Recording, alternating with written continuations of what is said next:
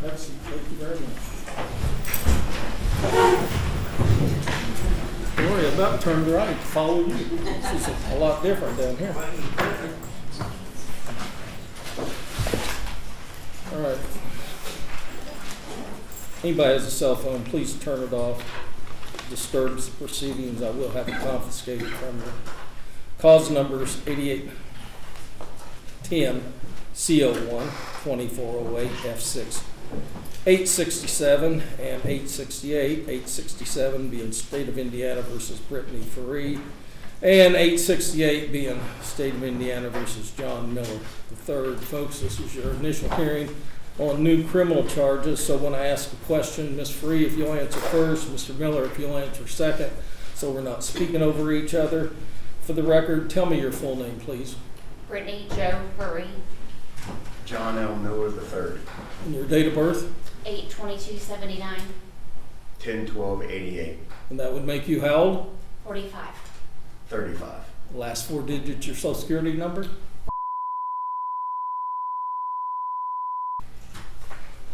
The address you provided on the pretrial release recommendation form, is that your correct address?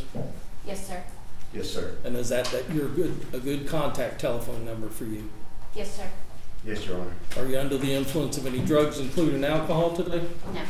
No, Your Honor. Read and understand the English language? Yes, sir.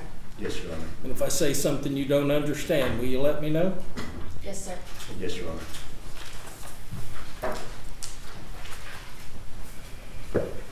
Ms. Ferree, Special Prosecutor Richard Hurtle has filed one count of criminal conduct that's conflict of interest as a level 6 felony.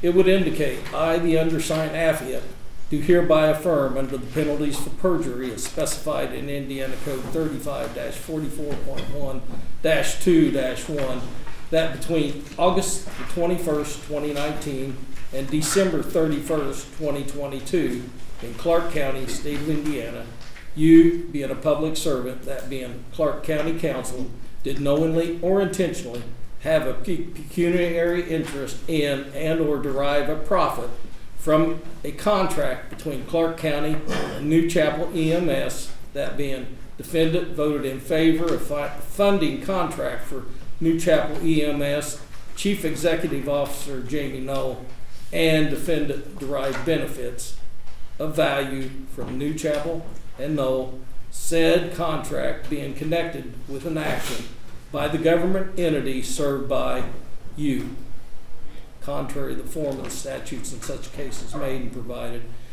by Indiana Code 35-44.1-1-4B, and against the peace and dignity of the state of Indiana. Mr. Miller, for you, it's similar. Conflict of interest as a level 6 felony.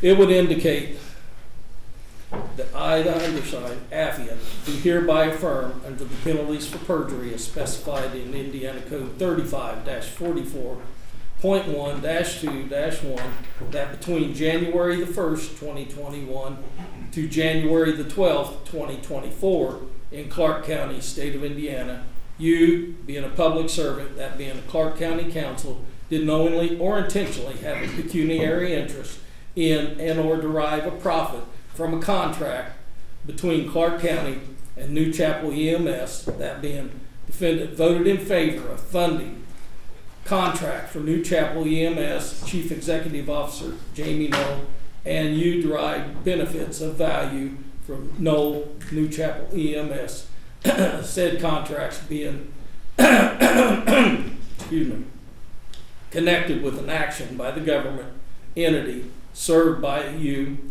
contrary to the form of the statutes in such case made and provided by Indiana Code 35-44.1-1-4B, and against the peace and dignity of the state of Indiana.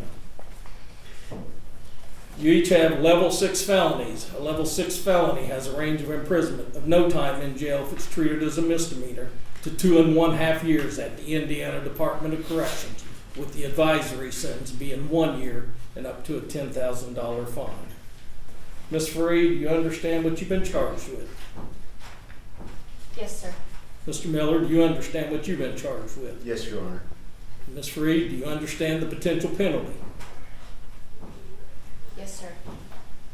Are you sure you looked at Mr. Weitzel? You want me to go over it again? No, sir. Your Honor, we went over it previously as well. Okay. Mr. Miller, do you understand the potential penalty? Yes, Your Honor. And I see you have counsel with you. Have they been retained to represent you throughout these proceedings? Yes, sir. Yes, Your Honor. Okay. Then I need to tell both of you, you have a right to a speedy public trial by jury in this county. You have the right to face all witnesses against you, see, hear, question, and cross-examine those witnesses. You have the right to have witnesses brought into court to testify on your behalf. And at your request, the court will issue subpoenas requiring those individuals to come into court to testify on your behalf or to bring evidence in. You have the right to have the state prove you guilty beyond a reasonable doubt. You have the right to remain silent, cannot be required to give any testimony or make any statements against yourself to anyone. You do have the right to be heard in your own defense at any hearing or trial concerning the charges against you. Anything you say, however, may be used against you. Do you have any questions concerning your rights? Ms. No, Ferree? sir. Mr. Miller? No, Your Honor. All right, then I will enter, I will ask. Mr. Weitzel, how do you wish to enter a plea on behalf of your client? We'd ask that you enter and not get declared on Ms. Ferree's behalf, Judge. And Mr. Bateau? Not guilty, Your Honor. All right.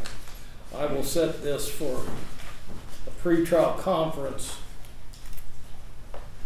for both of them, October the 11th at 10 a.m., an attorney conference, omnibus date, October the 26th at 1:30 p.m., and trial dates of February the 3rd, 2025.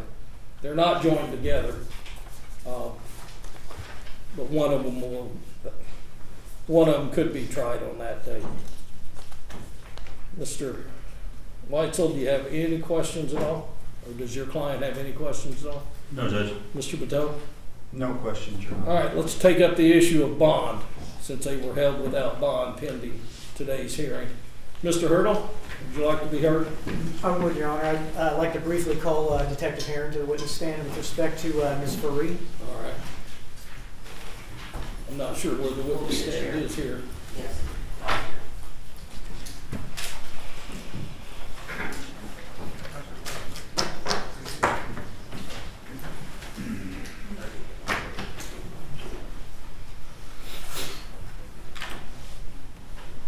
While we're waiting, Officer Herron, would you raise your right hand? Do you solemnly swear or affirm under the penalties for perjury testimony you're about to give will be the truth, the whole truth, and nothing but the truth? I do. All right. You may have a seat. Answer counsel's questions, please. Sir, would you tell the court your name, please? Jeffrey C. Heron, And, sir, where are you employed? Indiana State Police, How long have you been with the state police? approximately 36 years. And what is your current role or position with the state police? I'm a lieutenant out of Area 5, which is the central part of the state of Indiana, which consists of Putnamville, Pendleton, and Indianapolis districts. And when did you come to be assigned to the state of Indiana versus Jamey Noel and ultimately Britney, Ferree, and John Miller? June 13th, 2023. I'm going to confine my questions, Detective, specifically to Britney Ferree. I'm going to speak to Friday, August 23rd. Were you employed as a state police detective then? I was, yes, sir. Can you tell the court kind of what transpired with your understanding of a warrant dropping for Britney Ferree? So the warrant was issued and on Friday at approximately 11:22 in the morning. And once I got a copy of the warrant, I immediately sent detectives to Ms. Ferree's employment, her salon at Head Play in downtown Jeffersonville. And then I sent detectives to her residence in Sellersburg to attempt to locate her and take her into custody. And are you the affiant on the probable cause affidavit, the warrant for her arrest? I am, yes, sir. And how did you come to learn that she was the owner and operator of Head Play Salon? Through my investigation, I ended up, ultimately had an interview with Ms. Ferree, plus I was looking through Mr. Noel's records and saw a number of different Venmo transfers of money from Mr. Noel to Ms. Ferree via Head Play, which was the salon. And did you come to learn her home address through that same investigation? I did. I ultimately got a search warrant for her home, and I served that search warrant on December 28, 2023, at her residence there in Sellersburg, on Highland Street in Sellersburg. Were you present when the officers went either to her home or to her salon that morning? No, other than when I came a little later on that day, we went back. But yes, not that morning. I was not present. And was she located at either her residence or the salon? She was not. Can you tell the court what you did to try and locate Ms. Ferree that day?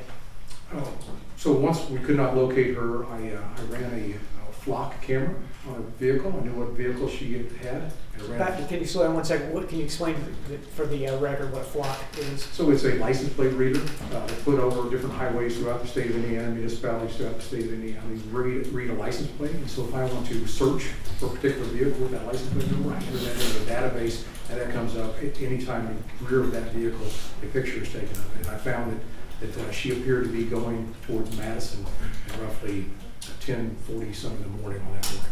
Were you able to locate what sort of car, or if she was driving alone or separate, or do you know? So the vehicle plate came back to a BMW, and that's what I believe she had. However, it appeared that plate was on an Audi vehicle, a white SUV Audi vehicle. Okay.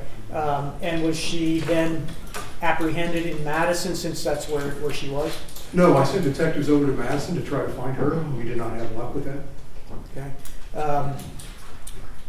So not at Head Play and not in her home, located in Madison. What do you do as the investigator in this matter then at that point? From then, I actually, myself and 3 other detectives came to her address a little bit later than the initial troopers came, about 12:30 that day. We knocked on the door. We had no answer. We ended up searching the house. The search for the arrest warrant was the search warrant for the person. We searched the house. We did not locate her. At that point, we checked with a neighbor who indicated that she had left that morning. She'd taken her kids to school, and then she left shortly after that. And as a result of that, we went to the school. We figured out which school the 3 children, she had 2 older and 1 younger child. So we traveled to the school, which is St. Paul, right there in Sellersburg. Are all the 3 children at the same school? They were at that school. At least they indicated they were, yes. Whether it's 2 different types, but the administration of the preschool area we went to said that they were at that school. Was Ms. Ferree at the school? She was not. Okay. Did you make arrangements with the principal or teacher administration to attempt to locate her at that point in time? So I tried, at this point in time, I tried to call her on my department cell phone, assuming, because Ms. Ferree and I had previous conversation, assuming that my number may come up in the caller ID. It went straight to voicemail. At that point, I asked to use the school's phone. So from the director's office, I ended up calling Ms. Ferree. I left her a message that she was wanted, that had a warrant for arrest, and was asking that she contact me or turn herself in. Additionally, my concern was that the warrant had no bond on there, and the administrator, the director of that school, said that the school closed at 3:30. And so at that point, I wanted to make sure that there was child care adequately protected or in place for the child. So then the next thing I did was I asked the school for the emergency contact for Ms. Ferree. And then I was given a name by the name of Debbie Owen. So I contacted Mrs. Owen, or Miss Owen, and I did not get a response on that.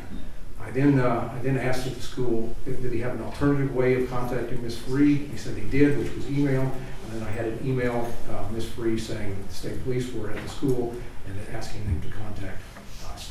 What time did these calls and emails occur at the school, detective? Between 12:30 and 1 o'clock.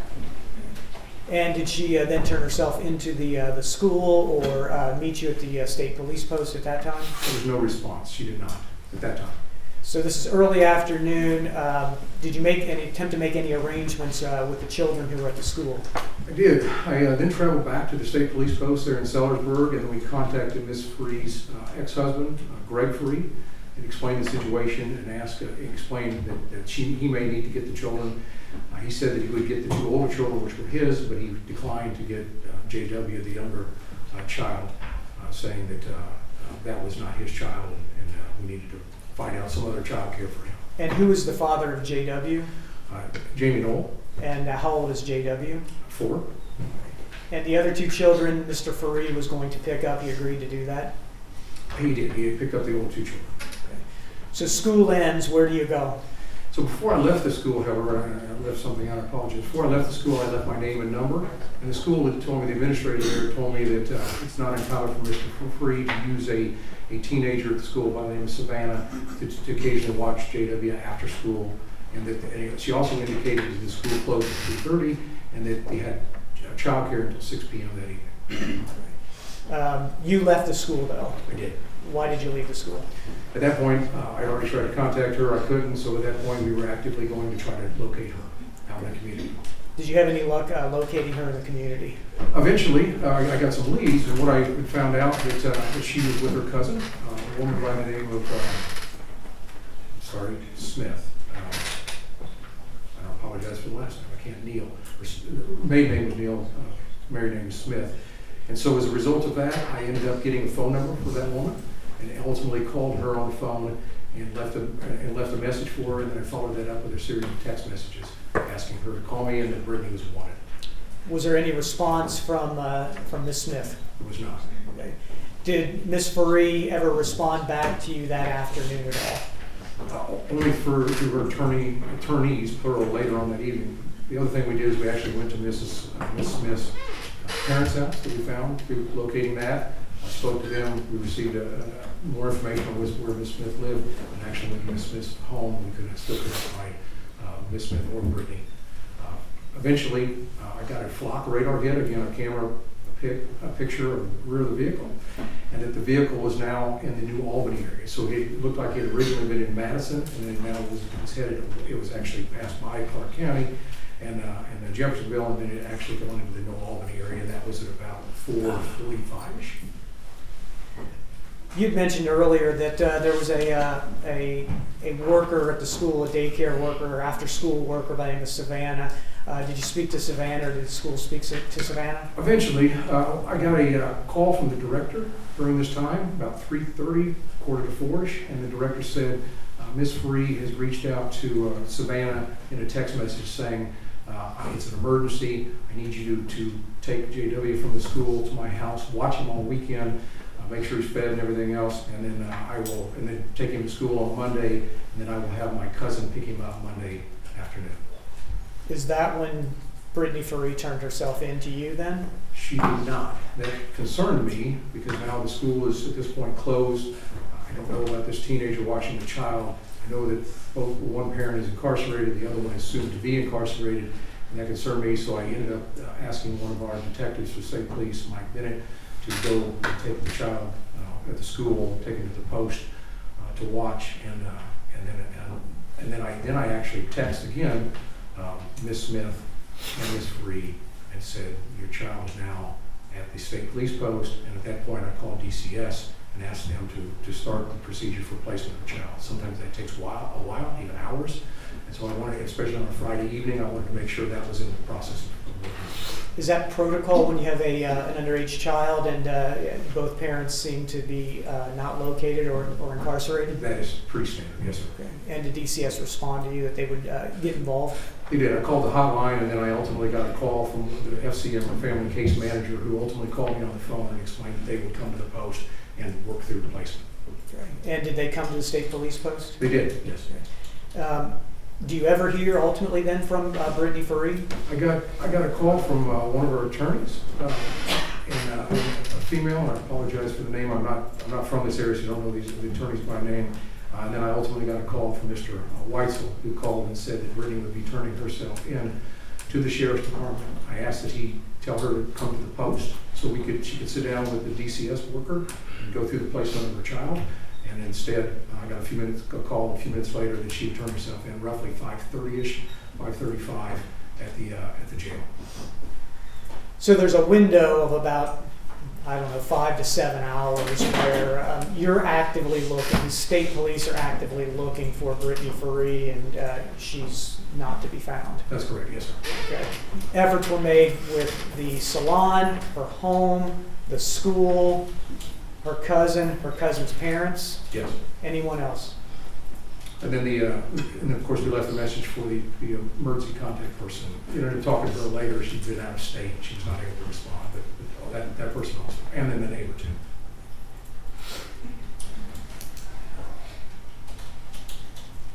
What time did she turn herself into the sheriff's department? About 5:35 PM on Friday.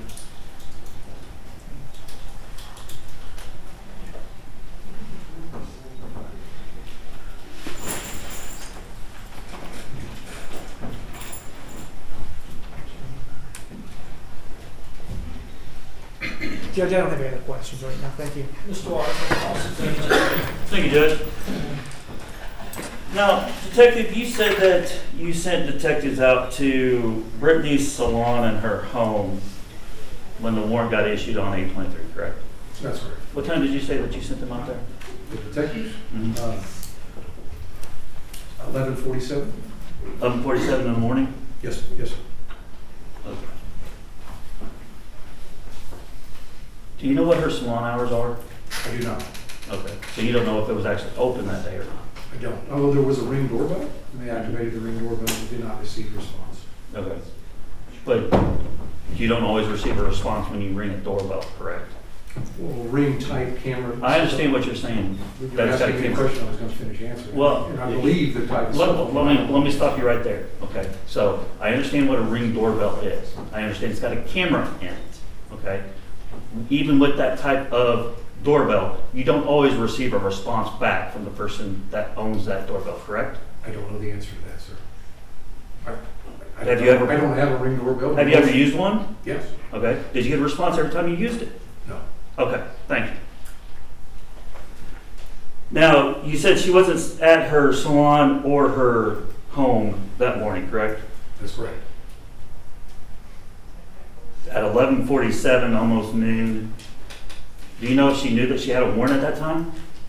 I don't know whether she knew she had a warrant at 11:47. I think she knew she had a warrant about 12:30, 1 o'clock. because I And how's was that? texting. Like I explained earlier, I had I had the school send an email, I did a voicemail, and I believe that was what I believed. And then also, I ended up contacting her cousin, who later I had an interview with later that evening, who acknowledged that she received those text messages and that voicemail. That the cousin had received those? Yeah, yes. Okay, so the cousin received those emails and text messages that you sent her?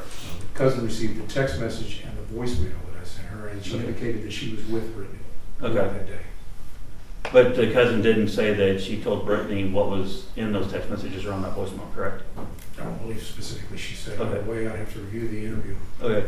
And you say you sent those messages and reached out to Brittany to try to indicate to her that she had a warrant, but you don't know if she actually read any of those or actually did anything with those, correct? I don't know the answer to that, yes. I don't know if she read them. Okay. You said at 10:40 a.m. you got a hit on an Audi that had a plate matching Brittany's vehicle, is that right? That is, I got a hit on a plate that came back registered to Brittney Ferree, and I believe it was a 2015 BMW that was on this vehicle, which is a white Audi. Okay. That was at 10:40 a.m., correct? I'm sorry, that was about 10:27 and 35 seconds. Okay, so 10:27. You didn't even attempt to go serve the warrant on her for at least another hour, correct? That's correct, yes, sir. Okay, so her going to Madison in a vehicle doesn't have any relevance then, correct? I didn't imply it did. Okay, all right. And you didn't check to see if she actually sold her BMW and bought that Audi, correct? Actually, I did do a little bit of digging, and that's what my understanding, it was just word of mouth from other people that knew Brittany. Okay, so But B&B wise, the Bureau of Motor Vehicles wise, she did not register this vehicle. To my knowledge, at least it's not in the system yet. Okay. But it's not a situation where she jumped in a white Audi and took the plate from her BMW and put it on there that morning because she had a warrant. The information I was receiving, she bought the white Audi and traded in the BMW. Okay, well before this warrant was issued, I don't know when that happened. but before this, right? That was the indication of the people I spoke to. Okay. Yes, sir. All right. Now,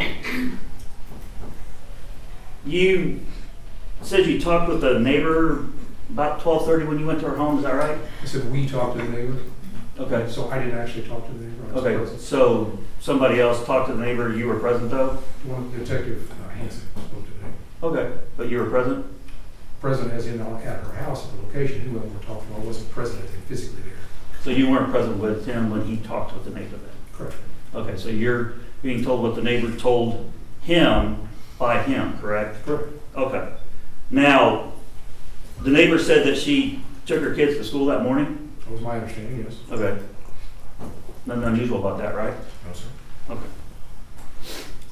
The two children that were picked up later on from the school by her ex-husband, those are his children, correct?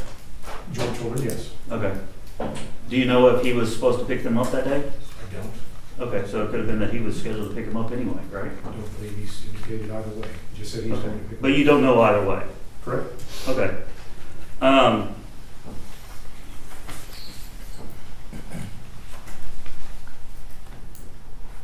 Now, you said that the school closes at 3:30, is that right?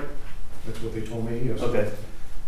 But that's for the school itself, kindergarten through 8th grade, right? I don't know the answer to that, sir. They just said they closed at 3 and it was after-school program until 6. Okay, so there's an after-school program that can care for the children, is that right? Yes. Okay. And would it be accurate to say that to be part of that after-care program, to have them care for your children up to 6 o'clock, you have to be pay for that? I don't know. They did indicate that she used the after-school care program. Okay, so JW was part of the after-school care program. That's what they indicated, yes. Okay, so he had the ability to be there until 6 o'clock, right? He did. Okay. What time did you take him from the daycare? Roughly, I'll tell you.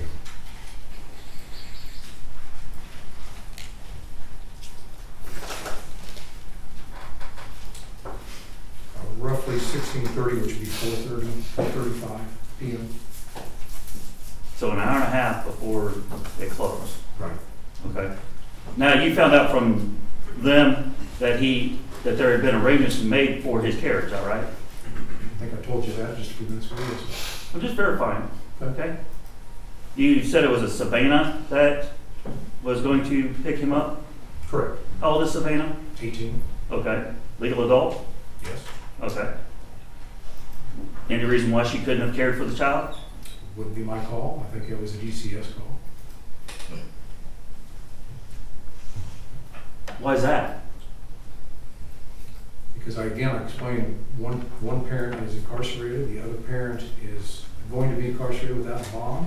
But she wasn't incarcerated at the time you took the child from the daycare, was she? Okay. Arrangements had been made by the custodial parent for the care of that child at that time, correct? Yes, according to the school administrator, and ultimately the interview I did with Savannah, he indicated she's only watched the child one other time any other evening. That's No. meaning not watched during the day, but actually spent the night with. She indicated that wasn't a planned for thing. It's my recollection that Savannah said she watched the child on Tuesday, Wednesday, and Saturday morning. Okay. But there's no reason why Savannah couldn't have watched the child. I believe I was concerned about the ability for the child to get proper food, nourishment, watched properly, and the fact that it appeared that it was a last-minute decision to make. And so I was concerned for the child's welfare, and I believe that DCS was the appropriate people to contact. Okay, so if Brittney had turned herself in on the warrant to you at 1 o'clock and had made arrangements for the child, you're going to call DCS, right? I probably still would have called DCS, the hotline, and explained the situation to them, yes. Okay. So, being that she had a warrant, didn't make a difference on who was going to care for the child. I wanted to make sure the child was adequately pictured. You have no evidence, no argument, or no statements that says that that child was not going to be cared for by Savannah, correct? Restate your question. You don't have any evidence to show that Savannah would not care for that child. I do not, but I was Okay, concerned so about it. that's my question. That's why It's a yes or no DCS question, sir. You can either get yes or no. You're cutting me off halfway through half my answer, sir. Well, that's because it's a simple yes or no question.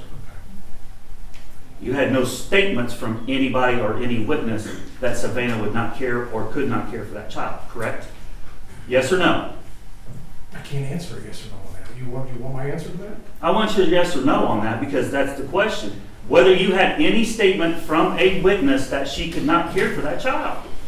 Judge, I can't answer that question yes or no without a qualifier. Judge, I would ask that you ask or order the witness to answer the question as a simple yes or no question of whether he had statements from a witness that Savannah could not care for that child. Officer Heron, if you'd be so kind to comply with council's request, if Mr. Hurdle wants you to qualify, he'll give you that opportunity. All right, and then please restate your question one more time so make sure. Did you have any statement from any witness that Savannah could not care for that child? Yes. What was it? The statement was from the principal or the director that said that she received a text message, meaning Savannah had received a text message, and the implication I got from her was that this was questionable. Who was making the questionable statement? The director or Savannah? The director, Jennifer Sieber. Okay, Well, this is all very interesting, Mr. Weitzel and Mr. Heron. What's it got to do with this, with the establishment of a bond? well, Judge, I mean, I think I get the point, Mr. Weitzel. But- Okay. But I can move proceed on. if you want to. The insinuation from the government is that she's a flight risk, is what they're insinuating. And I'm trying to show that their evidence that they put forth here today, that she is a flight risk, is not accurate. But I'll move on at the court. I get that point. Okay, I can move on, Judge.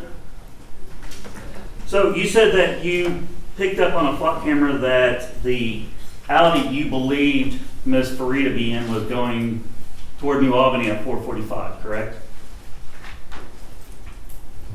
It's 4:44 and 28 seconds, yes. Okay. Do you have my office address? I don't have your address, I don't know where it's at because we visited you there. New Albany, right? Yes, sir. So she could have been coming to my office for a number of reasons, maybe to make payment to hire me in the first place? Possible? Anything's possible. Okay, and then after you didn't see her again or learn any additional information about her or where she was located until you received a call from me, is that right? Yes, I got it. Okay. There was another attorney that called just prior to you. Rebecca Locker? That would be it, yes, sir. Yeah.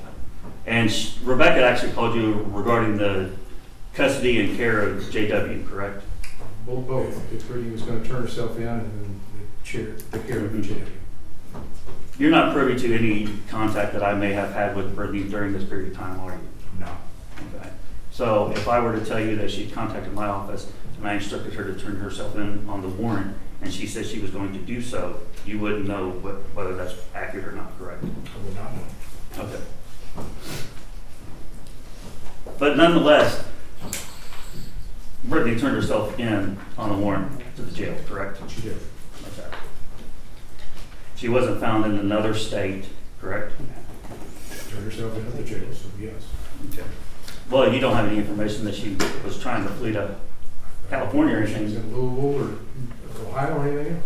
I don't have any of them. Other Okay. than the flock camera that morning and then. I don't have any additional questions this time, Yes, Judge. Mr. Weitzel. Mr. Hurdle, No, Your Honor. you may step back. Thank you. Any other witnesses, Mr. Hurdle? No other witnesses, Your Honor. Mr. Weitzel? Oh, Mr. Patel, Yes, Judge, I'd call Detective Heron for, for Mr. Miller. okay.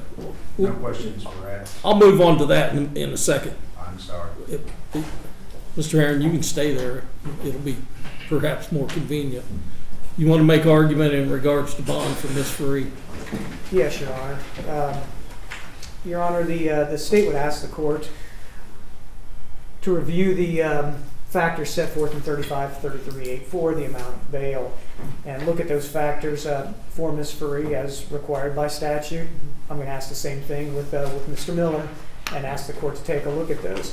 The reason for the testimony today was, I think, circumstantially, the state has shown that there was some evading going on by Ms. Ferree, whether that was an hour, whether that was 2 hours or 5 hours. The state's not trying to say that she was skipping town or flying to another country or anything like that, but it seems that at 11:30, 11:45, somewhere in that ballpark, that she's missing, and she's evading phone calls from the school, from the detective, and not turning herself in, except maybe at her convenience, 5:30 at night. And ironically, the only reason she came forward at the time that she came forward actually was when the detective reached out to her and said that the child was at the Indiana State Police Post, and that changed things dramatically, and then there was a turning in very quickly after that. So the state would ask the court to consider that. I'm not going to ask for a specific amount, Your Honor, but I'm going to ask that the court look at Ms. Ferree, look at what she's charged with, an F6 felony, look at the circumstances of Friday and what happened with the arrest, and also the connection to her role as a county council member and the co-defendant, Jamey Noel, and the allegations that the court has heard much about over the last year. Mr. Watson. Thank you, Your Judge. turn. First off, I don't disagree with Mr. Hurley that you need to look at the factors in the statute. I think the court is well aware of what those factors are. I think the court is well aware of having reviewed those numerous occasions on other cases, setting bond on other cases. I don't think that that's going to be a problem for the court to review. I think that one thing that I do disagree on is what Mr. Noel did or didn't do, what he may admit to or not admit to, is not a factor to be considered in this or relevant. The charge against Brittney is conflict of interest. It's not a violent crime. So you got to look at the danger to the community. So the argument could be made that she's a danger to the community because she was on the council and she allegedly voted for something that she shouldn't have voted for and misallocated or misappropriated funds for taxpayers. She's not been on the council for over 4 years now, Judge, or approximately 4 years. So that argument as her being a danger to the community is not relevant. So when you look at whether she's a danger to the community, she's not. Second thing, Judge, she actually is not a flight risk either, which is the other factor that the court should consider. Mr. Ferree has actually hired me to represent her on the pending investigation. I'm sorry, whom? Ms. Ferree Oh. has hired me to represent her on the pending investigation. I've had numerous contacts with Mr. Herring, both by phone, by email, when he's periodically asking questions that he does not know the answer to, that he's wanting Ms. Ferree to provide the answer to if she can. And every time a response was sought, it was received. Ms. Ferree didn't flee, run, evade, or anything during the last year plus when she could have easily fled to Montana, gone off the grid, and been nowhere to be found. She didn't. She stayed here. She wasn't evading anything on Friday. The fact is that anybody that gets an arrest warrant issued, that they know that you're going to be in jail for 2 days at least, if not 3, because you're not going to be able to bond out when the warrant was signed and everything was filed on a Friday, and you're not going to be brought to court until Monday. People have lives. People have to get their affairs together. Sometimes that entails going from different locations, doing different things to get those taken care of. Brittney has 3 kids. She had to make arrangements for at least one of them to pick up and be cared for. She wasn't evading anything. She clearly was in contact with 2 of her attorneys that are local that told her to turn herself in on the warrant, and that's exactly what she did. What she didn't do is didn't turn herself in on the warrant to the state police post for Mr. Herron to arrest her.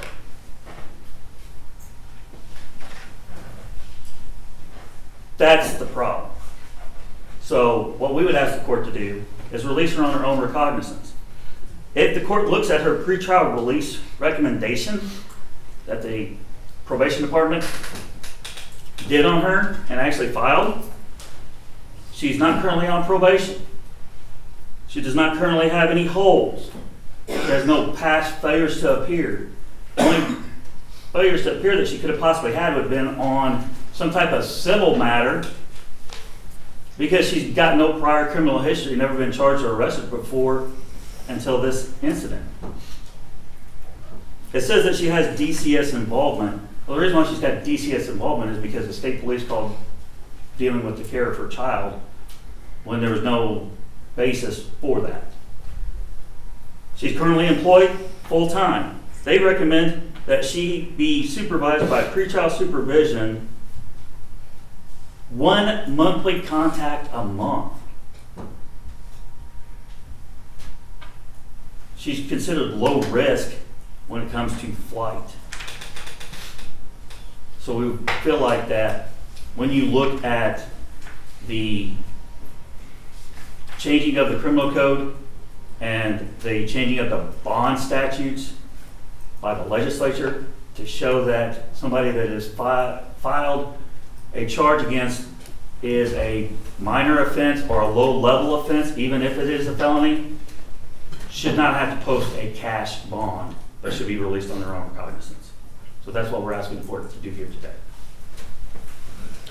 Well, Mr. Whitelaw, I think maybe you've forgotten, I don't always abide by Clark County standards, and it's not my intentions to do so again today.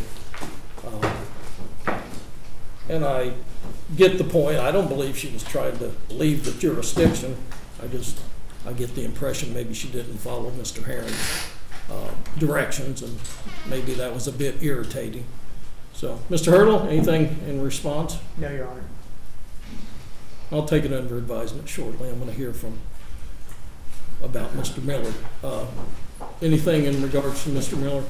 Again, pointing out the statute to the court that the court's well aware of, as Mr. Weitzel said.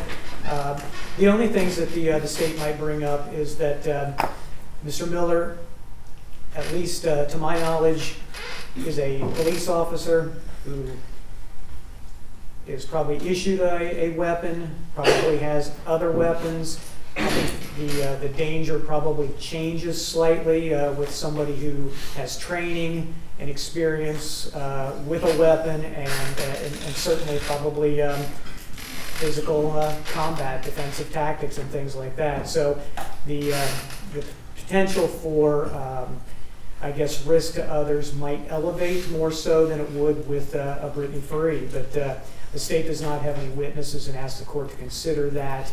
And again, that connection, he is, while the state does agree that Ms. Ferree is not a city councilwoman, Mr. Miller is a city county councilman who did and does have connection with Mr. Noel, and the allegations are similar in nature of the conflict of interest in his role as county council. Do you know if his arrest has created any change of employment status? I am not aware. That could be potentially something that the witness is aware of. I have not asked him, other than I knew prior to this day, or Friday, that he was suspended with pay, I believe, Your Honor. And I don't know if Friday changed that or it's status quo. So there would be no reason for him to be carrying a firearm if he's suspended? I can't imagine if there would be, Your Honor. Mr. Bertone, I call Detective Herring. you may. Thank you. He's previously sworn. I'll consider him still under oath. Would you mind stating your name again? Jeffrey C. Herring, Thank you. And what do you do for a living, sir? Indiana State Police Officer. And you've been assigned as detective in this case? I have been. Lead detective? I am. Did you know Mr. Miller prior to this investigation? No. Were you aware that he was a police officer? When I started the investigation, yes. Are you aware how long he's been a police officer? He had an interview with me, I believe, since 2016. The interview was in February? The interview that he did with me? Yes. It was, yes. Did you perform any investigation into his family dynamic? married, but no, sir. The reason why I'm asking you is the court has to consider family and relationships pursuant to Indiana Code 3533-84.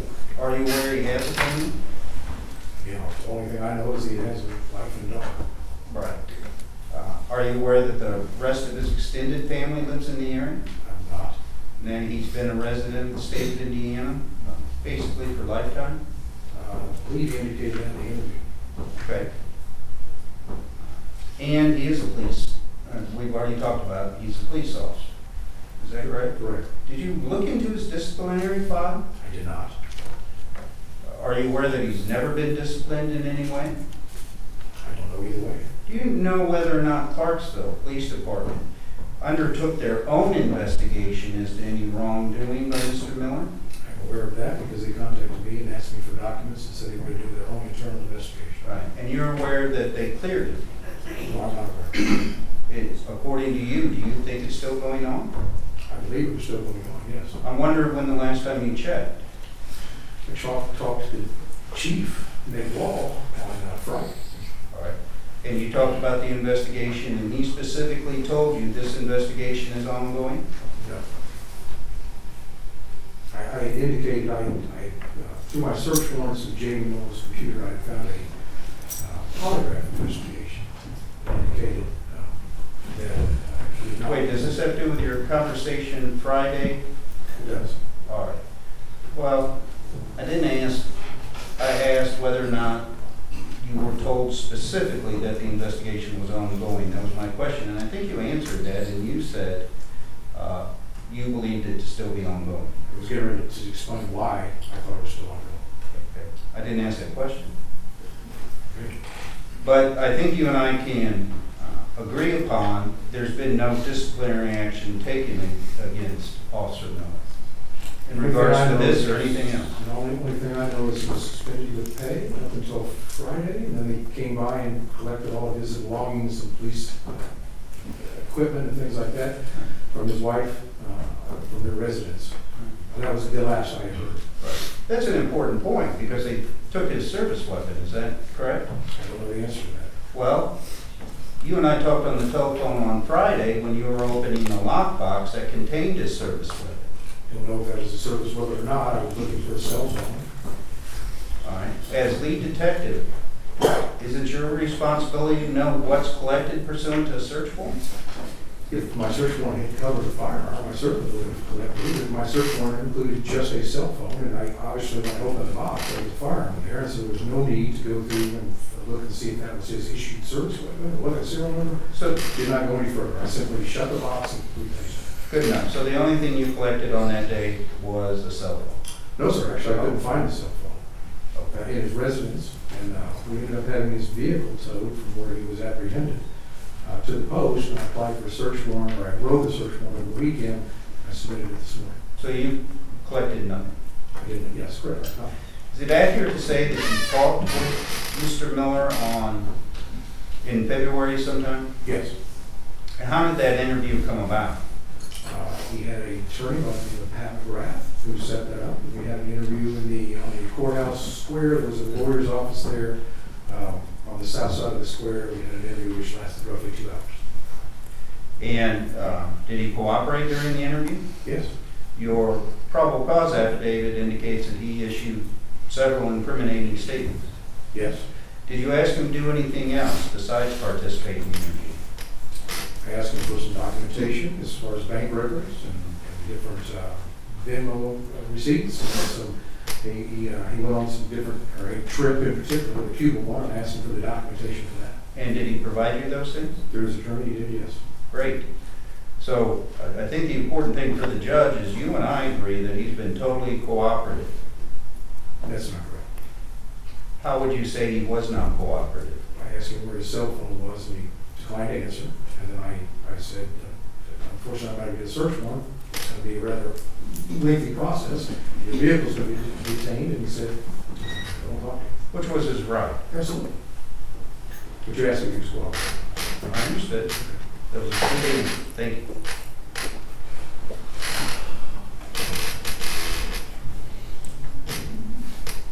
If you know, has the county council ever taken any disciplinary action against Mr. Miller? I do not know.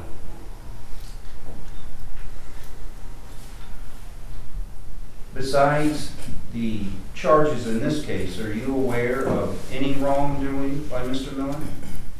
Yes, Legal crimes? yes, Did it come out of your investigation here? yes, sir. How was it that Mr. Miller was picked up? When the warrant came down, it was active. I got a call from the sheriff, Scott Maples, who advised that the warrants were active, they weren't going to be put in the system. I said, well, I will start the process of looking for Mr. Miller. He said, well, I'm at a fundraiser, I just pulled up at the Kingdom Life Church in Livingston. And he said, John Miller's car is here in the parking lot. If he's here, what would you like me to do? I said, well, Sheriff, if you would, please take him into custody, and I will send a detective by there. And that's exactly what happened. Well, as far as the detective by, he called me back and said, hey, I have one of my detectives here, we'll just take it to the post. I'm sorry. But that's not all that happened. What did John Miller do or say when he was told there was a warrant? I don't know, I wasn't there. I know he was allowed to make a phone call from inside his vehicle, but I don't know what the conversation was or what he did. Right. Are you aware that John Miller wanted to turn himself in? I'm not aware. Are you aware of whether or not there was a physical altercation at the time? I have to go by what the sheriff told me and what one of his deputies told me, that there was not. Right. And he wasn't combative or difficult or anything like that. Surely that would have been reported to you. Correct. So he was taken into custody immediately. He was.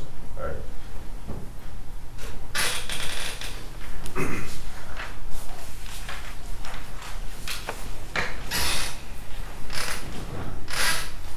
You don't disagree with me that under Indiana Code 353384, he's got a significant length of time as a resident of the state of Indiana? I don't know what code you're referring to, but as far as your verbiage there, I believe he's a long-term resident of Indiana. Yes. He was employed at the time? Yes. Do you dispute that he has strong family ties and relationships to persons here in southern Indiana? The only thing I know is what you have told me, or that he had a wife and child in the home in Charleston. So you don't know whether or not he's got any contacts whatsoever out of state?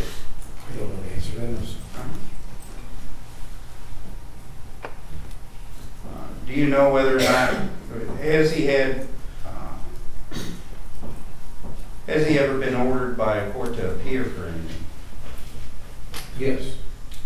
It's my understanding that he was arrested in Louisville on 2 different occasions prior to being employed with the Clarksville Police Department and the Sheriff's Department. And that at one point he gave a false name and he had a failure to appear warrant for him. Was that in 2010? I don't know the exact dates, I'd have to look at the documentation. Are you aware of the nature of the failure to appear? I believe it was an OWI and then there was another one where he gave the false name, I'm not sure. PI, what the indicated, Louisville PD indicated that there's been an expungement of some of that. I'm still trying to figure out exactly what that was. Misdemeanor case? I don't know. Again, still trying to figure out what it was. All right. But you can't explain to the court today the nature of the failure to appear. I can't. Do you know if it was an attorney's fault? I don't know the answer to that.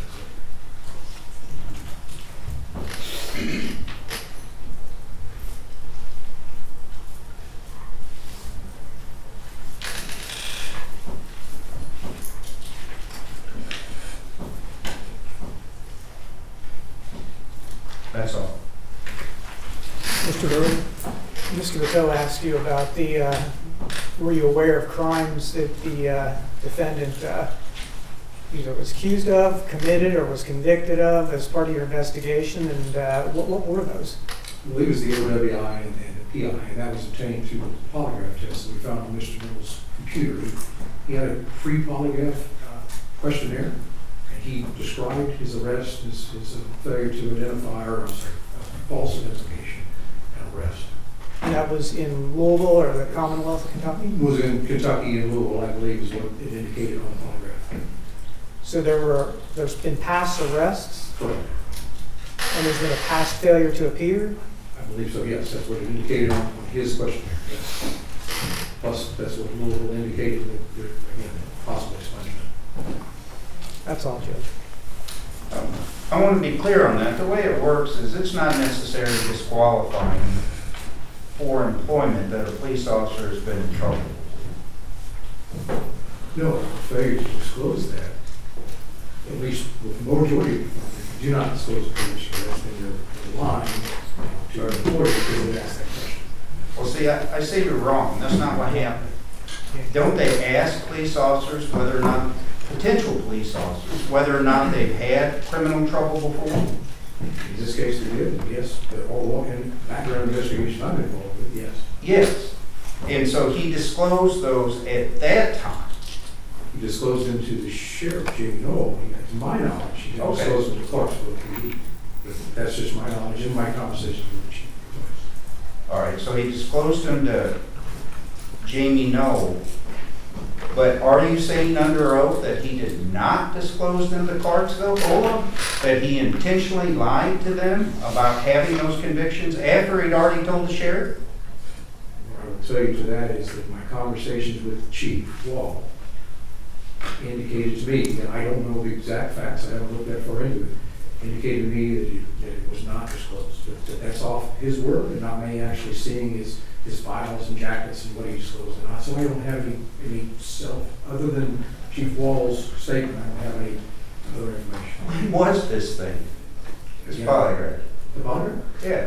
I can provide a copy to you, sir, but I believe it was in 2016. All It was right. done by Paul Hansen. And so well, Chief Wall said, that's the way I remember it, I guess. I don't know exactly characterization. My conversation with him over the Well, phone. the characterization is important. I can't let you off the hook on that one. I'm trying to be as descriptive as I can. But I did not look at Mr. Miller's file, jackets, anything in Clarksville PD. All I have to do is go off what the chief explained to me. Well, that's not true. You could have got those things. You just didn't. Could have done a lot. But Right. That's more of an internal. Right. I would think that honestly you do that if you're prepared to testify that he made a dishonest statement. I'm in the But process that's of too looking much. through that up. I've contacted the local PD, I've asked them for the records, I've asked them to do research. No, we're talking about Clarksville record. I know, but you're asking me if I'm looking at the past as arrest, and I need to start with the local police department, because that's what the arrest and legislative crimes. But anyway, you didn't look at these documents. I looked at the locals documents that they sent. That's not what I'm asking you. I'm talking about Clarksville, and you know.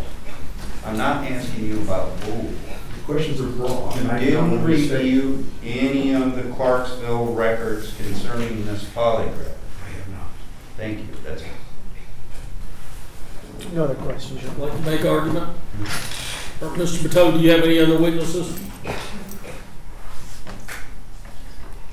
Mr. Bateau, do you have any other witnesses? I have no other witnesses, Your Honor. Like to make argument?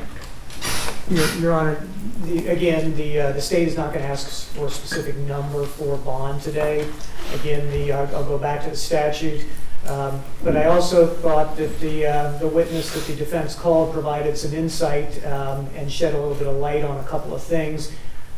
Prior arrests by the defendant in Louisville, as well as some failure to identify or failure to provide information or something along those lines that the court can consider in dealing with his bond today. I ask the court to consider those. Mr. Bateau? Judge, I don't think the court can consider those things because the officer testified that they may have been expunged.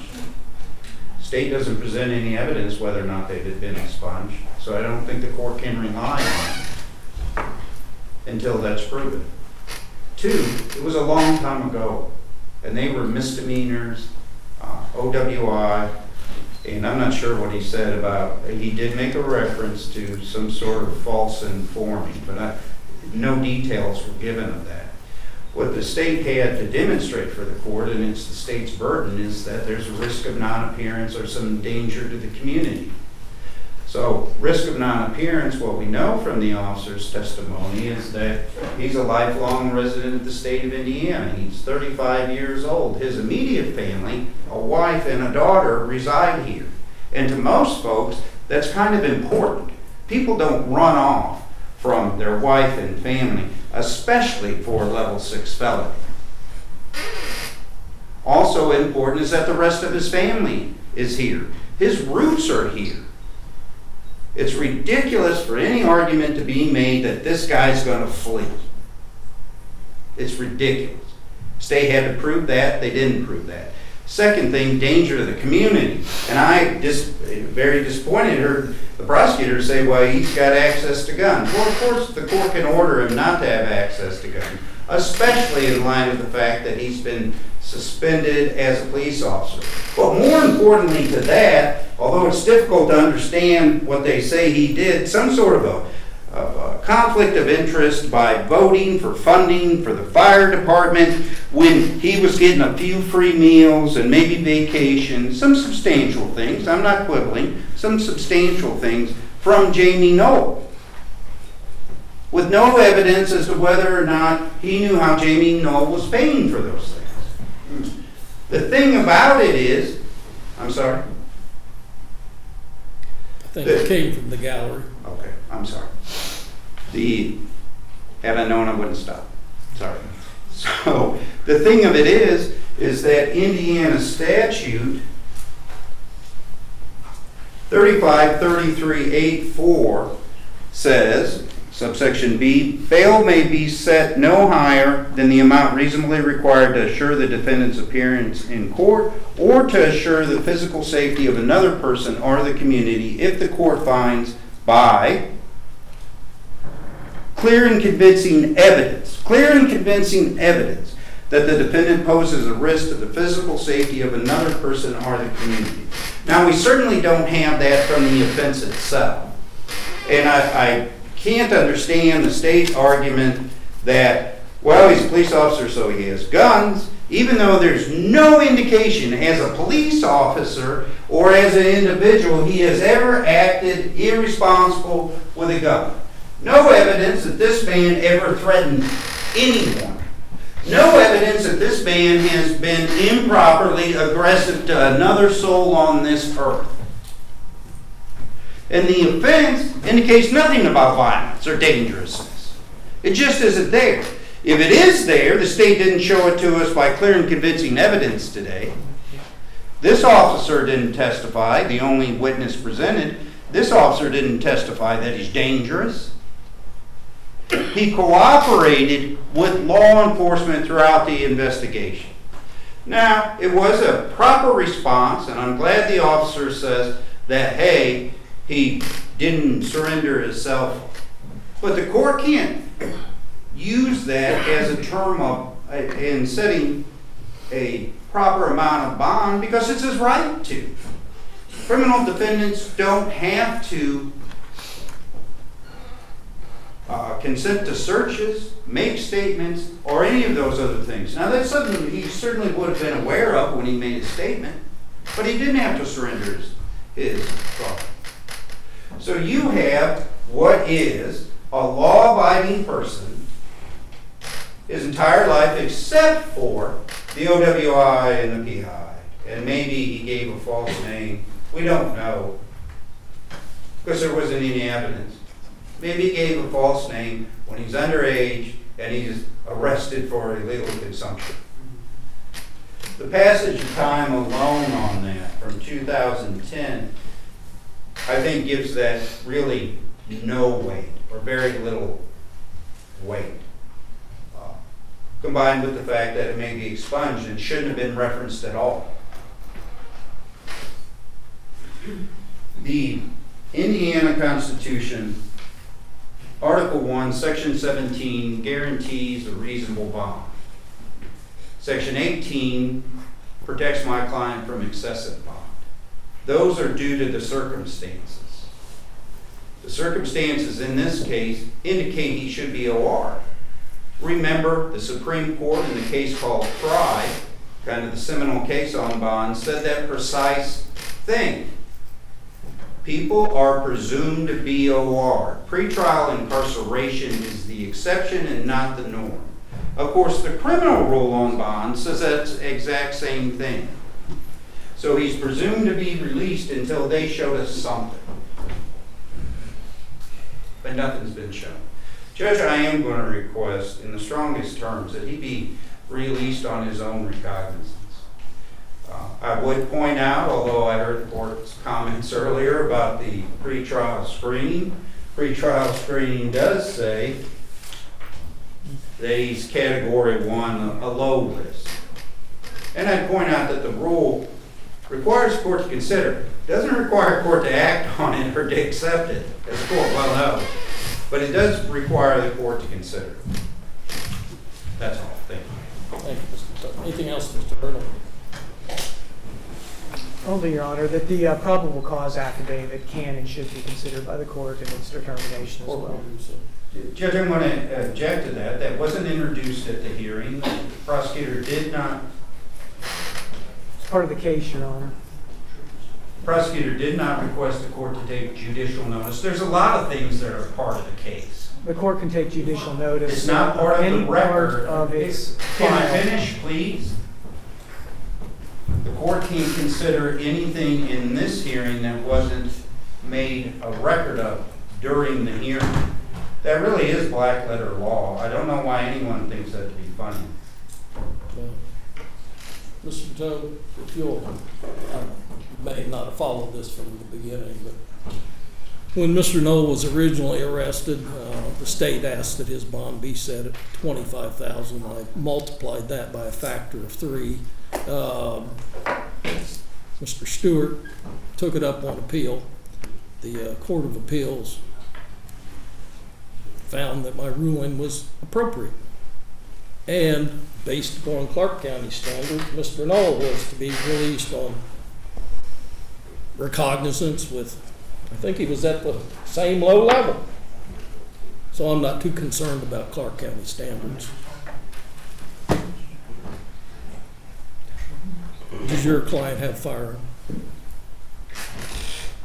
He can answer that, Judge. Yes, Your Honor. What kind do you have? I've got multiple handguns. I think 3 handguns. You have a shotgun? Not at my home. Got access to one? No. Well, I'm going to impose the same terms I did with Mr. Noel. Surrender your sidearms. You may possess a shotgun for personal defense. Remember what I told Mr. Noel? Yes, sir. Repeat it for me. Don't try to deceive you. I will not like the consequences. Do not do anything stupid. Do not try to deceive me. Do not try to defy me. You will not like the consequences. Good. You will not have any contact with any of the individuals associated with this case to discuss it. You can obviously interact with your own attorney, who will have the opportunity to speak with other counsel. Not leave the jurisdiction. Do you know what the terms of your employment currently are? No, Your Honor.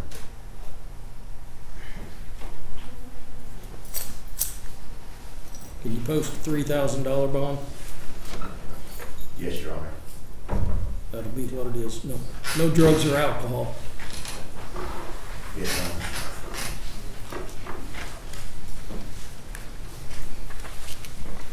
That's in my jurisdiction. I typically set a level 6 felony somewhere between $2,000 and $5,000, depending on the circumstances.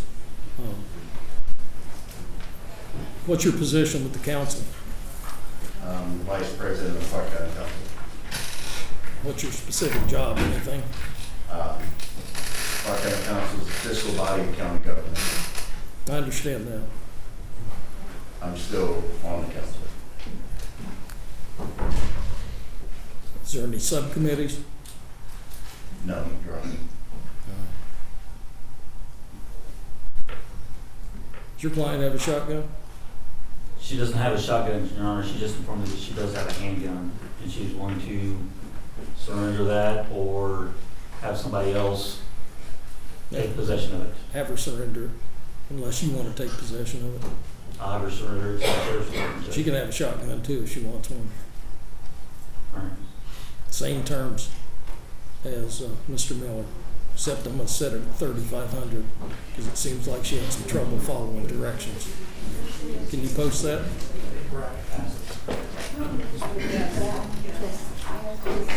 Shh. Quiet, folks.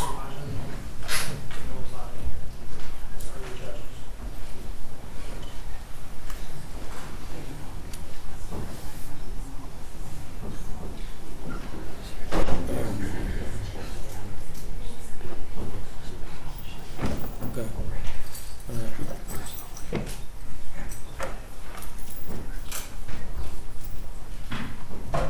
Mr. Weitzel, will she be able to post 3,500? She will, Judge. Same terms?